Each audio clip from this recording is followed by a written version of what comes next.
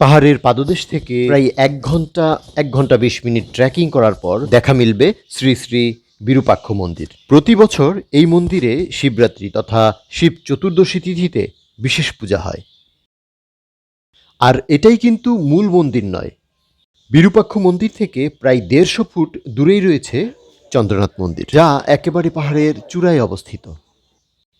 বলে রাখা ভালো, এই 150 ফুট রাস্তা কিন্তু পাড়ি দিতে হবে আপনাকে পাহাড়ের খাড়া ঢাল, যেখানে নিজেকে সামলে রাখাটাই অনেক কঠিন। প্রতি বছর এই মন্দিরে শিবরাত্রিতে বিশেষ পূজা হয়, আর এই পূজাকে কেন্দ্র করে সীতাকুণ্ড চন্দ্রনাথ পাহাড় এলাকায় বসবাসকারী হিন্দু ধর্মাবলম্বীরা প্রতি বছর বাংলা ফাল্গুন মাসে একটি বড় মেলার আয়োজন করে থাকেন, যেটাকে আমরা শিব চতুর্দশী মেলা নামেই চিনে থাকি।